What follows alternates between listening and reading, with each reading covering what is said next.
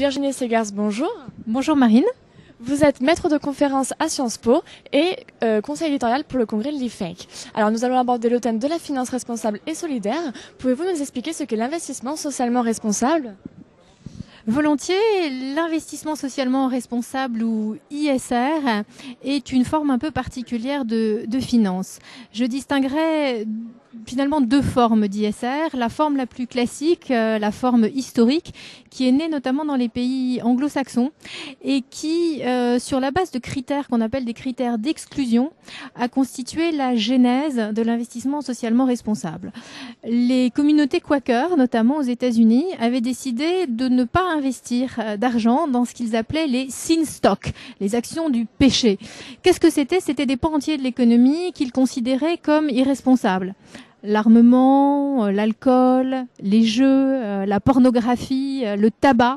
Et donc, ces communautés avaient décidé d'exclure de leur fonds d'investissement ce type d'entreprise, ce type de secteur d'activité. Ça reste une des définitions de l'ISR. Beaucoup de fonds ISR se définissent par exclusion de pans entiers de l'économie dans lesquels ils refusent d'investir de l'argent, des capitaux. Il y a une autre forme qui s'est développée et qui concerne plus particulièrement l'Europe et notamment la France, qui sont des fonds dits de développement durable. Ces fonds se fondent sur une évaluation des entreprises qu'on appelle best in class ou best practice. L'idée étant de voir quelles sont les entreprises qui se comportent bien. Pardon. Des entreprises qui, finalement, en matière de RSE, montrent qu'elles sont dans une dynamique de progrès. Et donc, il s'agit de les évaluer. Alors, qu'est-ce que la finance solidaire ? Alors, peut-être un petit mot de conclusion quand même, sur ces fonds dits de développement durable. Ils sont évalués notamment grâce aux agences de notation extra-financière. Ces agences, elles vont noter des entreprises sur des critères de responsabilité sociale et environnementale. Nous allons tout à l'heure, dans le cadre du congrès, avoir le témoignage de Fouad Ben Seddik, le directeur général de Vigeo, qui est la plus grande agence de notation extra-financière en Europe. Et Vigeo vend des notes à des investisseurs, à des gestionnaires de portefeuille, qui, en fonction de ces notes dites extra-financières, sur des critères sociaux, environnementaux, de gouvernance, de transparence, etc., ils vont voir comment se comportent les entreprises et décider ou non d'investir dans ces entreprises. Donc vous pouvez très bien trouver des entreprises d'armement, de tabac, d'alcool, etc.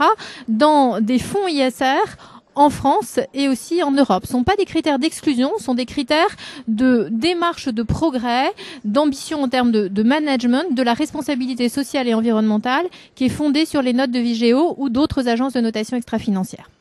Votre deuxième question, la finance dite solidaire. C'est un peu différent de l'ISR. C'est pas tout à fait la même chose. La finance solidaire, c'est essentiellement une finance dont une partie des profits va aller à des causes d'intérêt général. C'est ce qu'on appelle notamment les fonds de partage. Les fonds de partage, ce sont des fonds dans lesquels vous investissez et vous acceptez qu'une partie des profits, voire tous les profits générés par ces fonds, aillent à des causes d'intérêt général. Vous avez aussi tout ce qu'on appelle le microcrédit qui entre également dans le vocable de finance solidaire. Finalement, quelle est leur croissance ? Alors c'est une bonne question. Le microcrédit a connu une expansion considérable dans le monde entier et qui s'est accélérée notamment depuis que Mohamed Younous a eu le prix Nobel de la paix. En matière d'investissement socialement responsable, les chiffres sont considérables et connaissent une croissance extrêmement forte. Je vous donne quelques exemples. Aux États-Unis aujourd'hui, 1 euro sur 6 est géré sous forme d'ISR. En Europe, le marché de l'investissement socialement responsable représente plus de 4 000 milliards de dollars. En France, l'ISR représente à peu près 50 milliards de dollars et a connu entre 2008 et 2009 une croissance sans précédent de 70%, qui est essentiellement tirée par deux éléments. D'abord, l'épargne salariale. Aujourd'hui, près de 15% de l'épargne salariale en France est gérée sous forme d'ISR et également le fonds de réserve des retraites qui a pour objectif d'être en grande partie géré au travers de fonds ISR. Je vous remercie d'avoir répondu à l'ensemble de ces questions et je vous souhaite une très bonne fin de congrès. Merci à vous. Au revoir.